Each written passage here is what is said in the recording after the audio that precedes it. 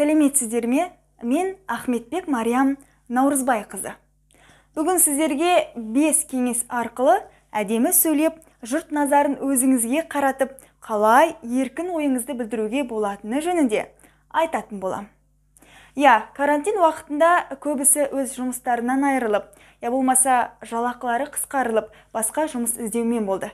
Тіпті кәсіпкерлердің бизнестері офлайннан онлайнға көшті. Міне сол тұста сіз әлеуметтік желіні, яғни Инстаграмды блог жүргізсеңіз де, сізге ең әуелі оқырманға сөзіңіздің өтімді болып, дауысыңыздың құлаққа жағымды болғаны керек. Қандай да бір мамандық иесі болсаңыз да, мүмкін оқытушы, мүмкін мұғалім, мүмкін SMM маманы, блогер, кәсіпкер болсаңыз да, сізге дұрыс сөйлей алу керек. Сіз ортаға баяндама болмаса тілек айтайын деп тұрсыз. Бір уақытта даусыңызда бәсеңдеп, интонация деген жоқ, ана жерде ойыңыз шашырап кетті. Және сіз аудиторияның сізді тыңдағысы келмей тұрғанын сездіңіз. Міне осындай жағдай сіздердің бастарыңыздан өткен болар. Қалай алғашқы секундта аудиторияның назарын өзімізге аудартамыз?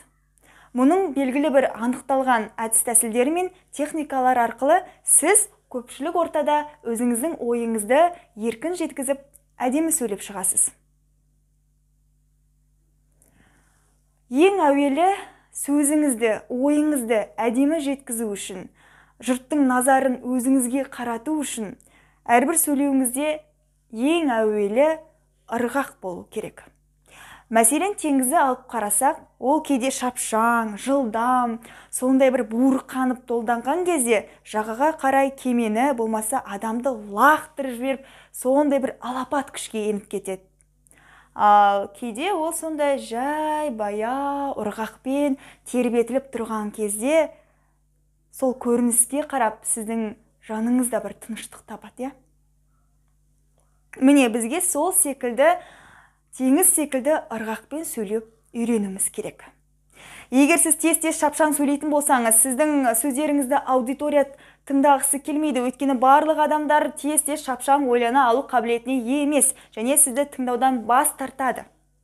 Міне сізде осындай проблема болатын болса, ең әуелі сол тез-тез сөйлеуден құтылуға арналған арнайы жаттығу бар. Сіз қаншалықты баяу, жай сөйлесеңіз, соншалықты нәтижесі жақсы болады.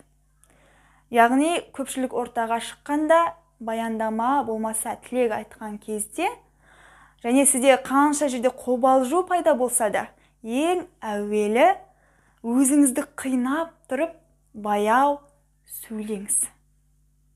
Міне сол кезде нәтижесі жақсы болады. Екіншісі, бұл сіздің дауысыңыздың құлаққа жағымды естілуі. Сізге бұл тұста тыныс алу техникасы көмекке келеді, яғни дем алу. Қазір айнаның алдына тұрып дем алыңыз.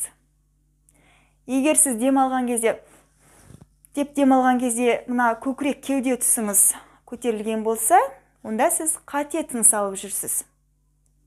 Ал егер сіз ішпен дем алған кезде, мына ішіңіз шар секілді дөңгеленіп шыға келсе, онда сіз дұрыс тыныс алып жүрсіз. Осы тыныс алу техникасын сіз үнемі қолдану арқылы, жұрт сізді тыңдай бергісі келетін болады. Яғни, көпшілік ортаға шыққан кезде, ең алдымен ішпен терең деп дем алыңыз. Келесі проблема бұл көп адамдарда жиі кездесетіні, жаңағы деген секілді паразит сөздерді қолданып нашар сөйлеуі. Бұл сөзіңіздің мән мағынасын бояуын кетіреді. Бұдан қалай құтыламыз? Бұл неге біз паразит сөздерді қолданамыз? Өйткені бізде сөздік қор аз болған кезде. Мәселен, сіздің гардеробыңызда бірнеше киімдер бар, сіз оларды кезекпен кезек ауыстырып киесіз.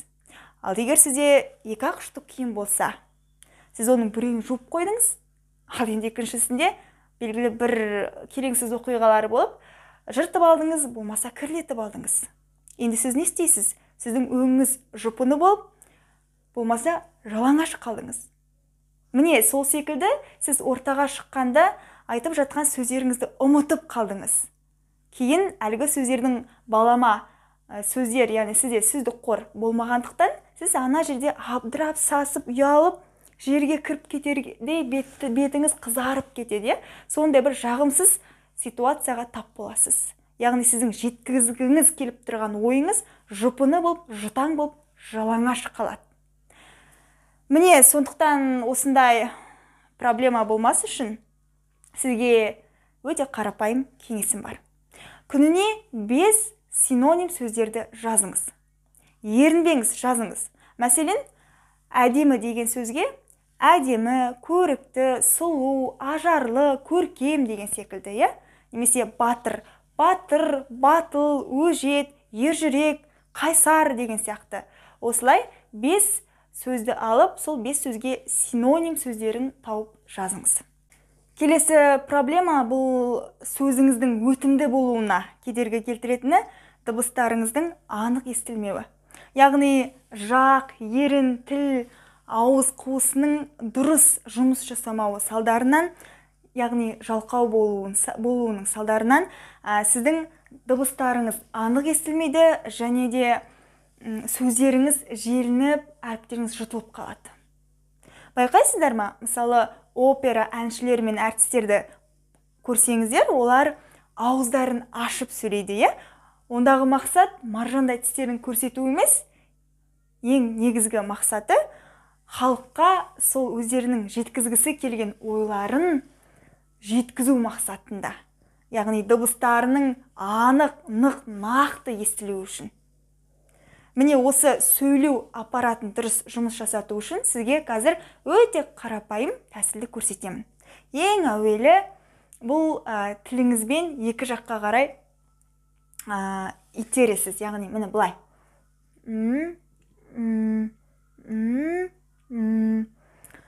Ерінбей осыны 10 минут бойы жасайсыз. Ал екіншісі, тіліңізбен тісіңізді тазалап шығасыз.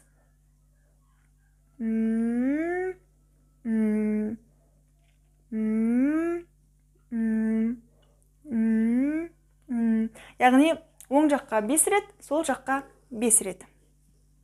Міне осыларды жасағаннан кейін сіздің дыбыстарыңыз анық шыға бастайды. Соңғысы, егер сіз жұрттың сізді тыңдаған қаласаңыз, сіздің сөйлеуіңізде энергия болу керек. Бұл деген сөз эмоция, жест, міне осылардың барлығын іске қосу арқылы сөзіңізге, яғни өзіңіздің сөйлеуіңізге энергия, күш бересіз. Ал егер сіз беріліп, жүрекпен, ешқандай эмоция, жесті қолданып сөйлей алмасаңыз, онда сізге қарапайым тәсіл, үйде бір өзіңіз қалып дайындалыңыз, жаттығыңыз, барлық эмоцияңызды шығарыңыз. Бастысы, сіз нашар орындап тұрсаңыз да, ең бастысы бұл эмоцияңызды шығарыңыз.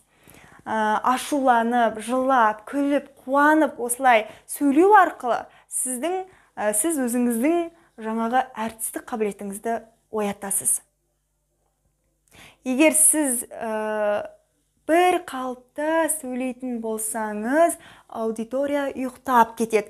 Сондықтан осы жаттығулар сіздің бір қалыптылықтан аз да болса соны жоюға көмектеседі. Міне осы мен айтылған кеңестерге құлақ түріп, және осы жаттығулардың барлығын жасайтын болсаңыздар, сіздердің жалпы әдемі сөйлеп, сонымен қоса тілдеріңізде бай, көркем және әрбір дыбыстарыңыз анық, нық шығатындай болады. Жалпы өмірде, қай салада болсын, жетістікке жетуіңізде 99% таза еңбек, ал қалған 1% дарынды ғана қажет ететін естен шығармаңыз. Сонымен бүгінгіге пайдалы ақпарат осы. Келесіде жүздескенше аман сау болыңыздар.